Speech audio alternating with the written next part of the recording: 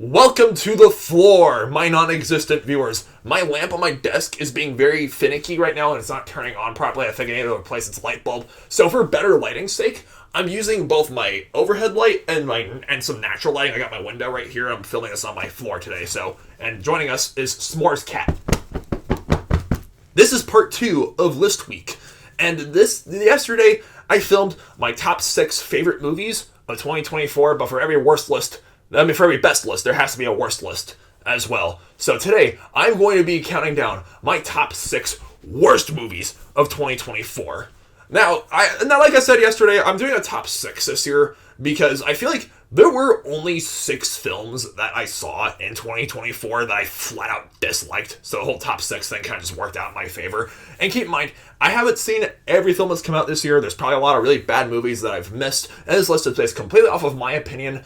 And lists are always subject to change. Keep in mind, there's, just like how there's a lot of great films I missed this year, there's probably a lot of bad films that maybe I'll get around watching eventually, maybe I won't. And there's films I saw in 2024 that I liked more than other people did. There's films that I thought were just okay, or just meh, or that were fine despite, some glaring flaws. Well, that being said though, let's get into the 6 films that totally deserve to be on this list. Number 6!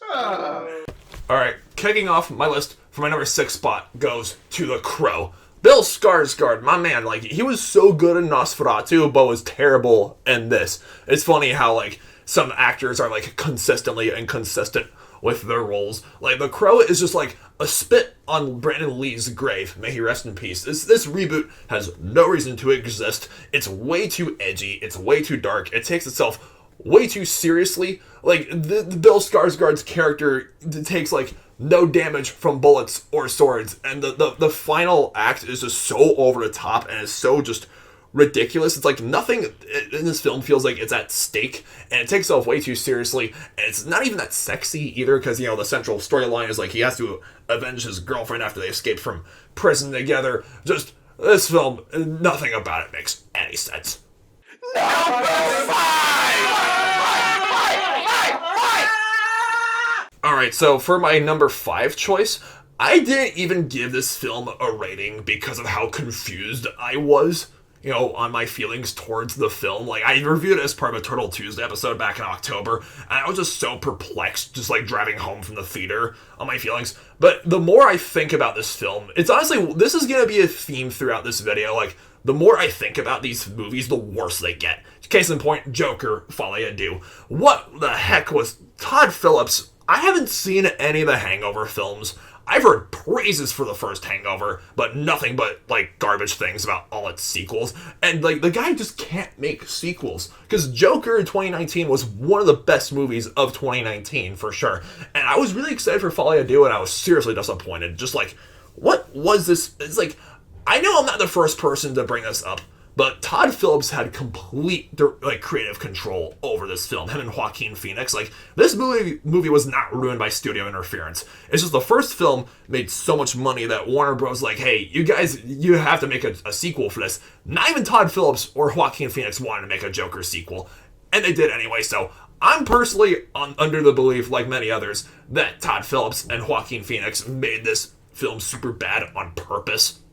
And Lady Gaga, I love Lady Gaga both as a singer and as an actress, but her and Joker, this rendition of Joker and Harley, there's just no chemistry, and the film is boring, and the musicals just don't make any the musical numbers just don't make any sense. Just again, another theme throughout this video. None of these movies make any sense.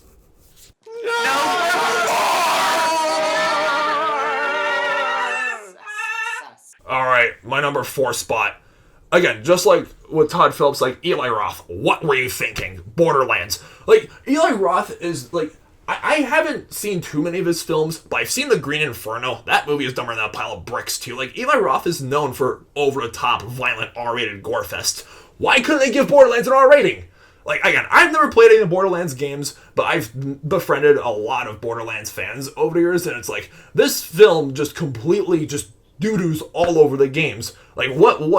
The casting choices, Cate Blanchett and Kevin Hart and Jamie Lee Curtis everyone in this film is just like phoning it in, and it was just like, what is this casting?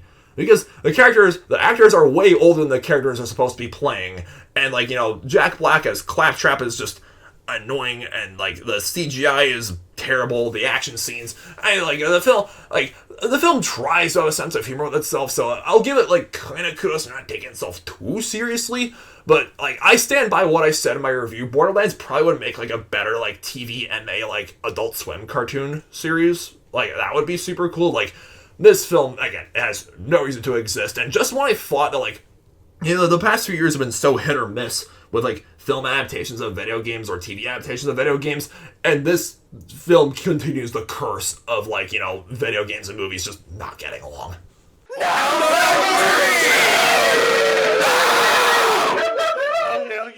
Alright, so I'm kind of breaking my own rules for both my number 3 and my number 2 spot. I simply just could not decide which of these two Marvel films I hated more, and that, honestly, smunched together as tied for like my second and third worst movies of the year, Madam Web and Kraven the Hunter.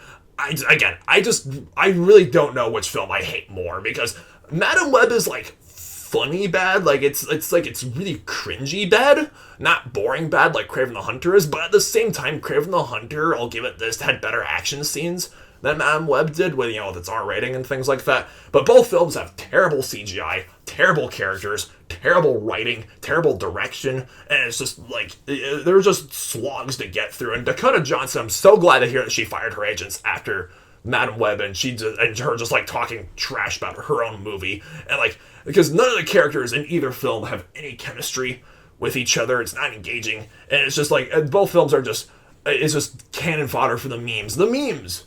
Seriously, that's what Sony's Marvel movies have been, essentially, the past few years. I mean, like, I like the Venom films for what they are, but like, they just really need to give them, they just need to stop making Marvel movies, unless they're animated, like Spider-Verse.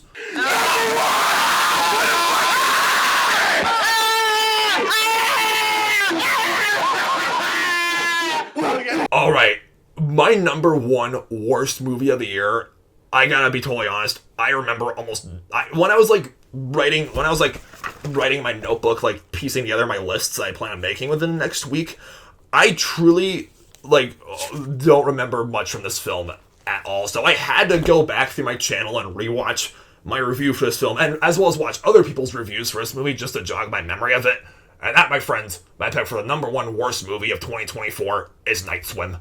Like, oh goodness gracious, this film should have just stayed a short film. I hear it was based on a short film, but it's like, the cat dies in this movie. I didn't even care about the cat's death. There's nothing scary. There's nothing intriguing. The film is just boring to get through. And it's just like, these kinds of January horror films are just like a dime a dozen. And chances are we're going to have one this year. Just knowing the month of January, studios just like crap out all the stupid movies that they don't care about. So it's like, the January month is like prime time for worst films of the year list contenders. That and like February through April, I guess.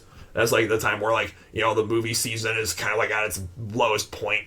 And yeah, Night Swim, again, I feel like there's all 6 of these films, there's nothing I can say about it has been said 1,000 times already. So yeah, Night Swim is just like, is it the worst horror movie I've ever seen? No. But was it the worst this film had to offer? In my opinion, yes. So, there you guys have it. My 6 worst movies of 2024. You could feel free to let me know what your pick for worst movie of the year is down below. You can give me your top 2, your top 3, top 5, 10, 20, whatever it takes. Let me know in the comments down below and subscribe to this channel, please. And stay tuned for more list videos and stay beastly.